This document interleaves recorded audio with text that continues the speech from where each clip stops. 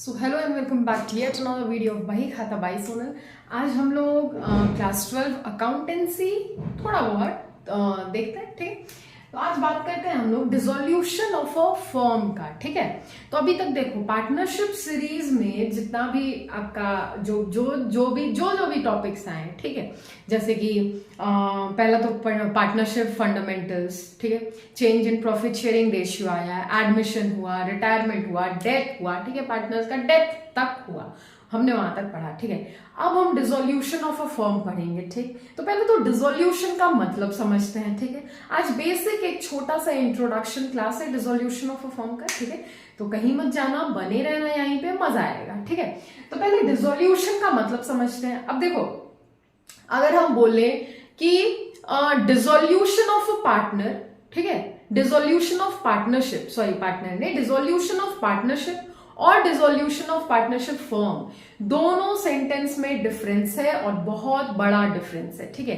Dissolution of partnership अगर बोल रहे हैं तो मतलब कि केवल पार्टनरशिप खत्म हो रहा है। ठीक है, जो पुराना अग्रीमेंट था जिसपे अभी तक काम करते आए थे जिस अग्रीमेंट के अकॉर्डिंग, ठीक है, वो खत्म हो रहा है, नए से अग्रीमेंट बनेगा। ठीक है, हो सकता है कोई नया पार्टनर आए, एडमिशन हो सकता है कोई पुराना पार्टनर जाए, रिटायरमेंट हो सकता है किसी पुराने पार्टनर का डेथ हो गया हो। ठीक है, तो ये होता है डिसोल्यूशन ऑफ अ पार्टनरशिप। ठीक है, जिसमें नया अग्रीमेंट बनता है। ठीक है, पुराने अग्रीमेंट पे हम काम करना बंद कर देते हैं, ठीक, नया अग्रीमेंट बनता है। ठीक है, now dissolution of partnership firm अगर बोलेंगे तो वही चैप्टर भी है हमारा, डिसोल्यूशन ऑफ अ फर्म। ठीक है, तो dissolution of a partnership firm बोलेंगे तो देखो फर्म भी आ रहा है। ठीक है, फर्म का मतलब क्या है, एंटायर कंपनी, एंटायर ऑर्गेनाइजेशन होता है, एंटायर फर्म। ठीक है, तो यहाँ पे पूरा का पूरा कंपनी, ऑर्गेनाइजेशन, फर्म ही बंद हो रहा है, डिसॉल्व हो रहा है। ठीक है, समझ में आया, पूरा का पूरा कंपनी, फर्म ही डिसॉल्व हो रहा है, बंद हो रहा है। ठीक है, तो अब देखो सबसे पहले डिसोल्यूशन ऑफ अ फर्म में क्या बनता है, मतलब क्या क्या अकाउंट्स हम बनाते हैं। ठीक है, किसका कैसे ट्रीटमेंट करते हैं। ठीक है, सबसे पहले देखते हैं कौन कौन से अकाउंट्स बनाते हैं। ठीक है, तो इस चैप्टर में हमको सबसे पहले रियलाइजेशन अकाउंट बनाना होगा। ठीक है, सबसे पहले number 1 realisation account, second partners capital और current account, partners loan account if necessary, अगर फर्म ने अपने पार्टनर से लोन लिया है तभी पार्टनर्स लोन अकाउंट बनेगा, नहीं तो नहीं बनेगा। ठीक है, समझ में आया, ब्रैकेट में लिखा हुआ है। ठीक है, ना उसके बाद है लास्ट में बनता है कैश और बैंक अकाउंट, बैंक और कैश अकाउंट। ठीक है, दोनों लगभग सेम होता है लेकिन नाम अलग अलग, अगर बैंक से रिलेटेड है तो बैंक अकाउंट, कैश रिलेटेड है केवल तो कैश अकाउंट। ठीक है, वो तो आप लोग क्लास 11 में पढ़ ही लिए होंगे दोनों में डिफरेंस क्या होता है। ठीक है, तो यहाँ पे हम 4 अकाउंट बनाएंगे। ठीक है, कौन कौन से, realisation account, partners capital, current account, partners loan account, अगर फर्म ने किसी अपने पार्टनर से लोन लिया है तो, नहीं तो ये भी नहीं बनेगा। ठीक है, एंड बैंक और कैश अकाउंट, 4 अकाउंट हमको सीखना है, बनाना है। ठीक है, तो इसमें से हमारे लिए नया तो केवल रियलाइजेशन अकाउंट है ना, है कि नहीं, क्योंकि पार्टनर्स कैपिटल, करेंट अकाउंट हमको आता है, हम बनाते आए हैं, बहुत बनाए हैं। ठीक है, हमने डेथ तक बहुत पार्टनर्स कैपिटल अकाउंट बनाए हैं। फिर पार्टनर्स लोन अकाउंट तो वो लेजर में आप लोग बनाए होंगे। ठीक है, और बैंक और कैश अकाउंट वो भी लेजर में आप लोग बनाए होंगे। ठीक है, अब आप बोलोगे कि हमेशा हम तो बैलेंस शीट बनाते ही हैं लास्ट में, तो यहाँ पे क्यों नहीं, तो देखो भैया बैलेंस शीट ना, यहाँ पे बैलेंस शीट ना डिसोल्यूशन में नहीं बनेगा। ठीक है, बैलेंस शीट क्यों नहीं बनेगा, तो एक बात बताओ, बैलेंस शीट तो कंपनी का पोजीशन बताता है ना, कंपनी का पोजीशन बताता है बैलेंस शीट, लेकिन हमको बंद हो रहा है अगर फर्म, तो हमको क्या ही पोजीशन जानना है, जब फर्म ही डिसॉल्व हो रहा है, फर्म ही बंद हो रहा है, तो पोजीशन हम कैसे जानेंगे किसी भी फर्म का, किसी भी ऑर्गेनाइजेशन का, किसी भी कंपनी का। ठीक है, तो इसीलिए यहाँ पे बैलेंस शीट नहीं बनाना है। क्या करना है, बैलेंस शीट नहीं बनाना है, समझ में आया। ठीक है, अब क्योंकि फर्म बंद हो रहा है, ठीक है, तो जितने सारे मेरे लायबिलिटीज हैं, ठीक है, उनको तो हमको चुकाना ही है ना, बंद हो रहा है फर्म तो हमको लायबिलिटीज तो चुकाना ही, तो वो लायबिलिटीज अब चुकाएगा कौन, कहां से पैसा आएगा, क्वेश्चन तो आया होगा मन में। ठीक है, फर्म बंद हो रहा है तो चलो लायबिलिटीज, लोन लिए हो, लोन्स एंड एडवांसेस है, शॉर्ट टर्म या लॉन्ग टर्म है, बोरोइंग्स है, क्रेडिटर्स है, ये सबको तो पैसा हमको चुकाना ही पड़ेगा ना, है ना, ऐसे तो हम शट डाउन करके नहीं जा सकते हैं, ठीक है। तो अब यहाँ पैसा कहां से आएगा, ठीक है, कौन चुकाएगा? तो ये पार्टनर्स मिलकर चुकाएंगे। कैसे चुकाएंगे? सबसे पहले तो एसेट्स को बेचेंगे, ठीक है, सेल करेंगे एसेट्स को, ठीक।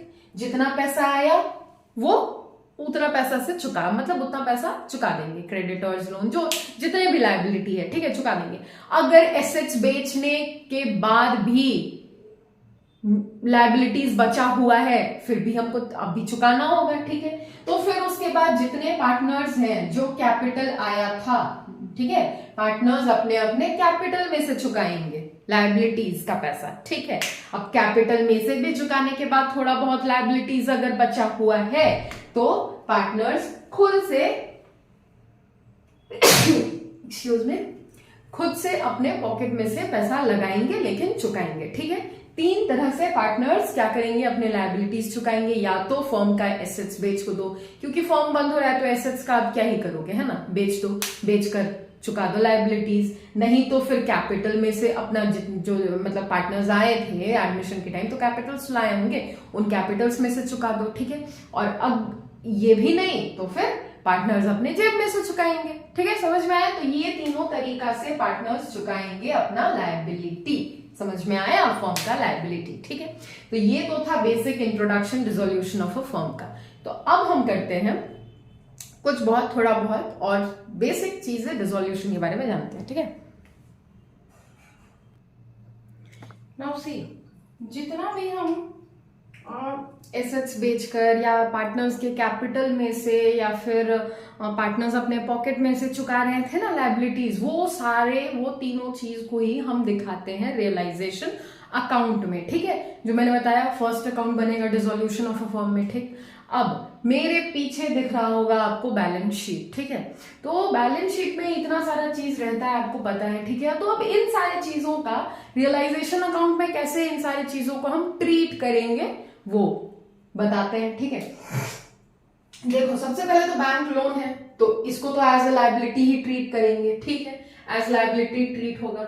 ये एक्सेस लोन, मतलब एक्स कोई पार्टनर है, उसने कभी लोन दिया था, ठीक है, तो इसको भी एज नॉर्मल लायबिलिटी मतलब पार्टनर्स का लोन अकाउंट टाइप ट्रीट करेंगे, ठीक। नाउ एक्सेस वाइफ्स लोन है, मतलब पार्टनर के वाइफ ने कभी लोन लिया, ठीक है, तो वो है। तो ये भी हम इसको भी ट्रीट करेंगे कैसे, लायबिलिटी के जैसे ही, नॉर्मल लायबिलिटी, ठीक है। क्रेडिटर्स है, ये हो गया, ये हो गया, ये हो गया। क्रेडिटर्स है तो क्रेडिटर्स तो लायबिलिटी है ही, चुकाना है ही। बैलेंस बिल्स पेएबल है तो वो भी तो चुकाना है ही हमको, ठीक है ना। वर्कमैन कंपनसेशन रिजर्व है या फिर जनरल रिजर्व है, तो ये पार्टनर्स के बीच डिस्ट्रीब्यूट होगा, ठीक है। ये क्या होगा, ये पार्टनर्स के बीच डिस्ट्रीब्यूट होगा, ठीक है, समझ में आया, डिस्ट्रीब्यूट होगा सारे पार्टनर्स के बीच, ठीक है। नाउ कैपिटल अकाउंट है, तो कैपिटल अकाउंट जितने भी पार्टनर है उतना रहेगा, ये सारा जाएगा कहां जाएगा, कैपिटल अकाउंट में जाएगा ये सब, ठीक है, समझ में आया। अब इतना लायबिलिटी साइड का। नाउ एसेट साइड देखो, लैंड एंड बिल्डिंग है तो ये बेचकर हम चुका सकते हैं अपना लायबिलिटीज। प्लांट एंड मशीनरी है, ये बेचकर अपना लायबिलिटीज चुका सकते हैं। फर्नीचर है तो फर्नीचर को भी बेचकर अपना लायबिलिटीज चुका सकते हैं, ठीक है। सोल्ड लिख देते हैं, सोल्ड इधर भी, सेल करके इधर भी, ठीक है। नाउ गुडविल, तो गुडविल को भी हम नॉर्मल एसेट टाइप ही ट्रीट करेंगे, ठीक है। अब कंपनी ही बंद हो रहा है तो गुडविल का हम क्या करना है, हमको क्या करना है गुडविल का, ठीक है, तो उसको भी हम नॉर्मल एसेट टाइप ट्रीट करेंगे, तो इसको भी बेचकर हम अपना लायबिलिटीज चुका सकते हैं, ठीक है। नाउ बैंक है, पैसा, ठीक है, पैसे से तो बैंक या कैश इन हैंड उससे तो चुकाएंगे। Now debtors, provision for doubtful debts, तो प्रोविजन फॉर डाउटफुल डेट्स ना देखो इधर लिखा हुआ है, ये एज नॉर्मल लायबिलिटी ट्रीट करेंगे हम, तो डेटर्स में से हम माइनस कर ही दिए हैं, ठीक है। बिल्स रिसीवेबल है तो इसमें से चुका सकते हैं, स्टॉक है इसमें से चुका सकते हैं। नाउ एडवर्टाइजमेंट सस्पेंस, तो इसको तो राइट ऑफ करना है, ठीक। नाउ नोट्स में अलग से आप लिख लो, बैंक ओवरड्राफ्ट भी नॉर्मल लायबिलिटी के जैसे ही ट्रीट होता है, ठीक है। बैंक ओवरड्राफ्ट क्या होता है, नॉर्मल लायबिलिटी के जैसे ही ट्रीट होता है। Provision for doubtful debts normal liability के जैसे ट्रीट होता है, ठीक है। नाउ डिबेंचर्स के बारे में अगर कहीं पे बात हुआ तो डिबेंचर्स देखो, अगर क्वेश्चन में नहीं मेंशन किया गया है डिबेंचर्स, ठीक है, अगर क्वेश्चन में डिबेंचर मेंशन नहीं किया गया है, इसका मतलब है कि डिबेंचर को नहीं बेचा गया अभी तक। अगर बेचा गया होता डिबेंचर तो उसको भी मतलब क्वेश्चन में वो भी लिखा होता, उसके बारे में भी इंफॉर्मेशन होता, ठीक है। लेकिन अगर क्वेश्चन में डिबेंचर के बारे में कुछ भी मेंशन नहीं किया गया है, कुछ भी नहीं बोला गया है, तो उसको हम नॉट सोल्ड मानेंगे। और इस केस में ये रियलाइजेशन अकाउंट में नहीं हम दिखाएंगे, डिबेंचर को नहीं रिकॉर्ड करेंगे, ठीक है ना। ये तो था नॉर्मल बैलेंस शीट, ठीक है। इसको कैसे ट्रीटमेंट होता है रियलाइजेशन अकाउंट में समझ में आया, ठीक है। रियल जब डिसॉल्व होता है पार्टनरशिप फर्म तब। अब हम इसको आप कॉपी करो, ठीक है। जो जो बोला मैंने पॉज करो, अच्छे से सुनो, फिर उसको in your own words write down करो, ठीक। फिर आप मिलते हैं हम कल, मतलब नेक्स्ट क्लास में, with format of realisation account कैसे बनता है वो, ठीक है। तो उसके साथ मिलते हैं और फिर मजे करते हैं। फिलहाल तो क्लास 12 में आप नए हो, इधर हम अभी भी नए हैं।